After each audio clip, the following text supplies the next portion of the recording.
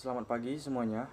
Perkenalkan, nama saya Laurentius Alberto dengan NIM 2010414171.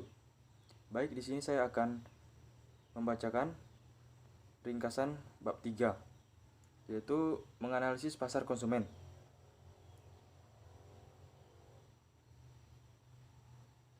(3.1) Perilaku konsumen. Perilaku konsumen merupakan hal yang mendasari konsumen membuat keputusan pembelian. Beberapa definisi perilaku konsumen menurut para ahli. A. Angel, Blackwell, dan Minian. Perilaku konsumen adalah tindakan produk dan jasa. Termasuk di dalamnya adalah proses keputusan yang mengawali atau mengikuti tindakan pembelian tersebut, yakni terlihat langsung dalam proses memperoleh, mengkonsumsi, bahkan membuang atau tidak jadi menggunakan suatu produk atau jasa tersebut.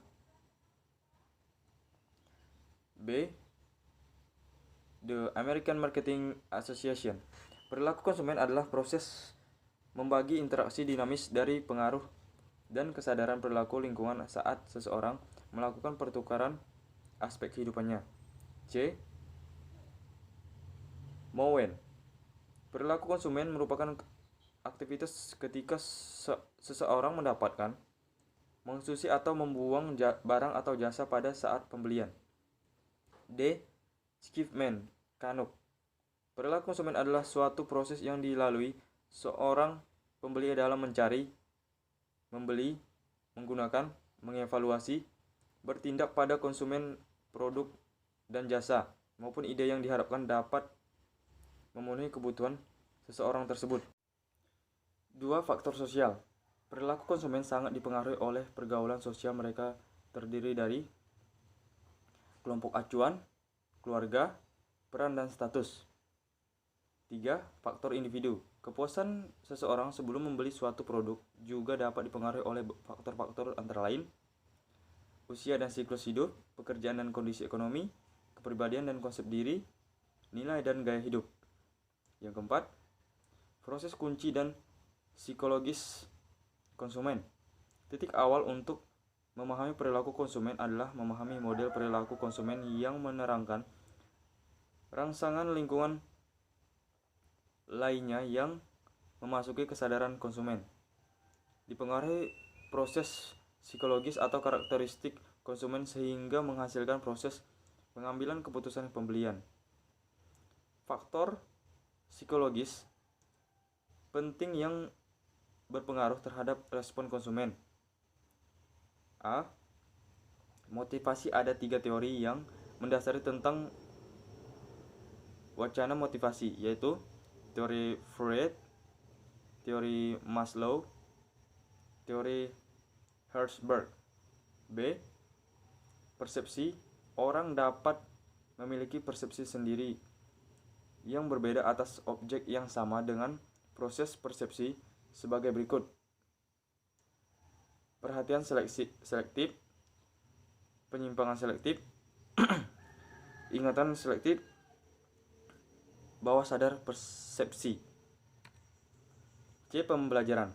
Pembelajaran menggambarkan perubahan dalam tingkah laku individual yang muncul dari pengalaman. D. Emosi. E. Ingatan. Ingatan adalah proses yang sangat konstruktif karena kita tidak mengingat informasi dan kejadian secara lengkap dan akurat. 3.3 Proses keputusan pembelian. Proses yang terjadi dalam terjadinya keputusan pembelian oleh pelanggan melalui beberapa tahapan, yakni tahap 1, menyadari adanya kebutuhan atau permasalahan yang harus dibatasi. Sesuai hierarki kebutuhan Maslow, lapar, haus, pakaian, pendidikan, keamanan, dan aktualisasi diri. Tahap 2, mencari dan mengumpulkan informasi tentang produk yang dapat memuaskan kebutuhan yang dirasakan saat ini. Informasi tentang pilihan produk yang tersedia untuk dibeli, harga dan kegunaan masing-masing. Tahap ketiga, mengevaluasi aspek positif dan negatif masing-masing pilihan produk sebagai dasar untuk membuat keputusan, menimbang manfaat dan biaya masing-masing pilihan. Tahap 4. Membuat keputusan untuk membeli produk yang dinilai paling memenuhi persyaratan. Menentukan pilihan produk, harga jumlah, waktu, dan persyaratan lokasi pembelian. Tahap 5. Perilaku dalam penggunaan produk yang dibeli. Dari penggunaan produk, pembeli memperoleh pengalaman apakah pembeli puas atau kecewa. Tahapan 6. Perilaku pembeli sesudah menggunakan produk yang dibeli. Sesuai pengalaman saat konsumsi produk berwujud perasaan dan tindakan. Bila puas, ada kemungkinan mengulang lagi pembelian. Namun, bila kecewa maka tidak mengulangi dan berusaha cari produk pengganti yang lebih baik. 3.4. Tingkat keterlibatan konsumen. Beberapa intens seorang konsumen terlibat dalam merespon stimulasi pemasaran yang disebabkan oleh: yang pertama, menurut model tingkat elaborasi. Yang kedua, strategi pemasaran untuk produk dengan keterlibatan rendah. Yang ketiga, perilaku pembelian untuk selalu mencari variasi. 3.5. Mental accounting. Mental accounting menunjukkan cara bagaimana konsumen mengkodifikasi, mengkategorikan, dan menilai hasil finansial dari berbagai pilihan. Baik, sekian saja ringkasan bab 3. Atas perhatiannya saya mengucapkan terima kasih.